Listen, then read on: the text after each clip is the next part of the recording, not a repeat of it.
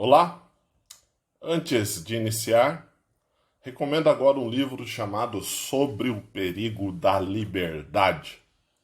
Neste livro eu termino e concluo, não sei se escreverei mais na frente, mas até agora, o meu trabalho teórico dentro do campo da sociologia, que faz parte da teoria da realidade ou perceptivismo. Sobre o perigo da liberdade, eu procuro discutir algo que é tão defendido pelo homem e que é ao mesmo tempo tão belo, mas também perigoso, que é a liberdade. Ali eu venho propor e mostrar as confusões teóricas sobre o conceito de liberdade, e não só isso, propor outros argumentos e outros padrões sociológicos que descobri. Recomendo então que você leia sobre o perigo da liberdade. Agora falaremos sobre o poder assombroso do significado. Isso porque o ser humano, ele é um ser que não consegue viver sem esse tal de significado.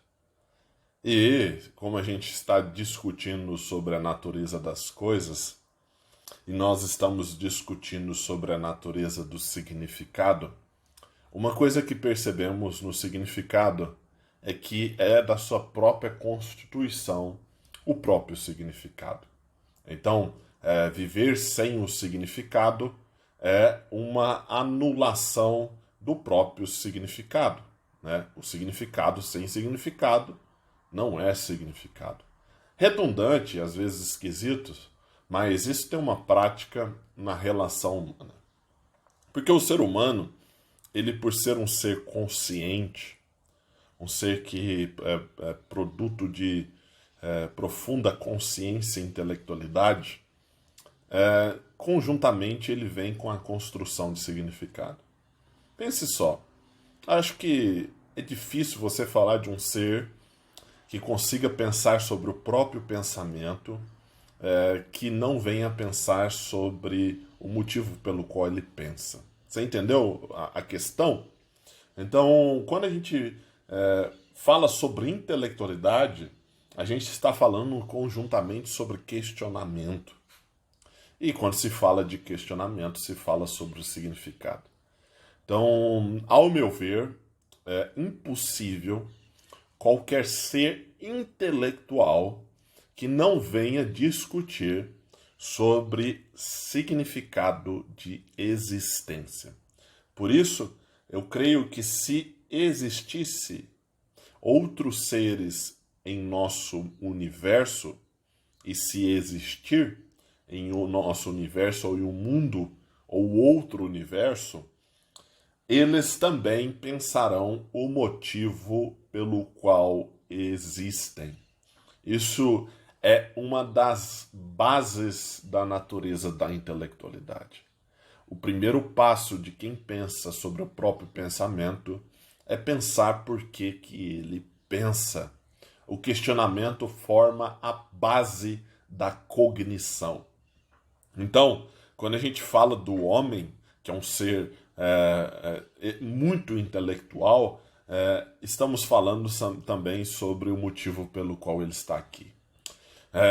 João Calvino, ele tinha uma frase em latim que era semen religionis, que significa a semente da religião. Ele mostra através da sua teologia que o ser humano é naturalmente religioso. Ele nasce com a semente da religião em seu coração. Ou seja, mesmo que cheguem a afirmar que Deus não exista, ainda assim, mesmo que o significado para esse homem não seja um Deus, ele construirá outras formas de significado para existir. Então, se ele acredita que Deus não existe, o seu significado passa a ser a própria vida, passa a ser a ciência, passa a ser a família, passa a ser a quem ama, e por aí vai. De toda forma, o homem ainda constrói significados. Quando a criança nasce, isso já vem de berço. Ela pode até conviver com o irmãozinho do lado dela, Mas na hora que ela quiser se amamentar, ela vai procurar alguém que pelo menos tenha a figura de um pai. Porque esse pai a protege, cuida e leva ela para onde ela não consegue ir, né? Então, essa criança já nasce com essa necessidade de algo maior, algo que motive a sua vida, algo que dê continuidade à sua vida, algo que proteja a sua vida. Então, o significado e a religiosidade, que é a base da religião também, é o significado, acompanha a base teórica, né? Porque a base da religião também pode ser Deus, né? Principalmente da religião judaico-cristã, a base é Deus sempre, né? E daí vem o significado que temos em Deus. Mas falando sobre uma base filosófica, sobre uma base essencial, uma das bases, o significado está entre elas. Então, nós nascemos com isso, com essa necessidade de significado, com esse significado que está em nós, que nos leva a pensar o porquê estamos aqui, que nos leva a viver, que nos leva a sentir, nos leva a mover, a acordar todos os dias. Então, o ser humano ele vai construir significado de qualquer jeito, de qualquer forma. Não tem como escapar disso. Uma proposta muito interessante é sobre o filósofo George Berkeley. Ele vem propor uma ideia um pouco louca. Ele diz o seguinte, que nada existe além daquilo que eu percebo. Então, se eu estou percebendo um copo do meu lado, ou um mouse e um teclado onde eu estou gravando esse áudio, esse teclado, esse mouse, esse copo, eles existem porque eu estou percebendo eles. É um pouco louco isso, né? Porque como é que eu sei que existe algo atrás de mim? E como que eu toco, põe o braço para trás, eu sinto que às vezes tem algum objeto, né, alguma coisa da casa. Por isso que essa proposta de Berkeley é meio louca, né? Aí ele fala, a solução para as coisas continuarem existindo quando eu não percebo é quando Deus as percebe. Então, por isso elas existem. Por mais que seja insana essa proposta e o senso comum rebate ela, troque a palavra existência por significado.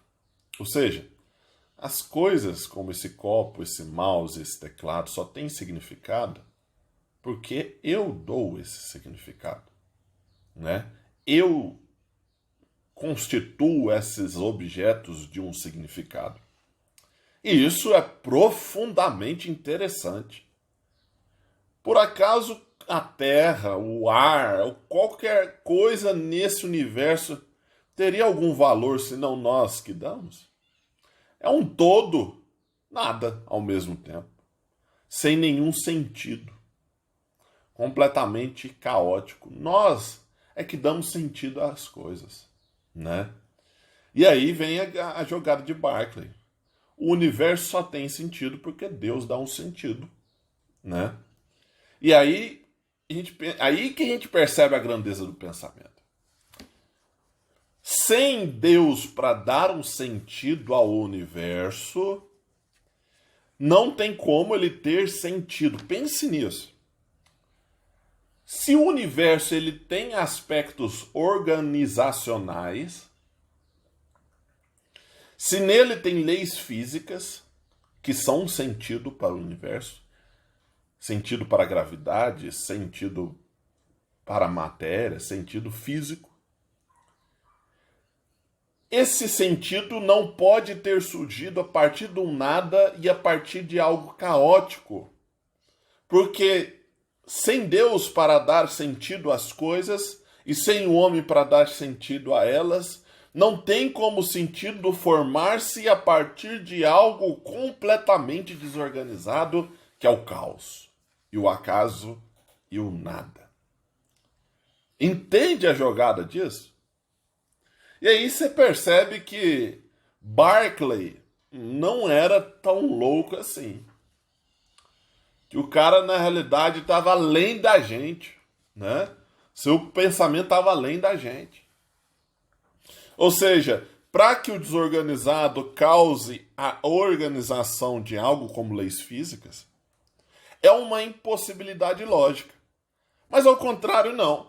Para que algo organizado venha a se desorganizar-se, é uma possibilidade lógica.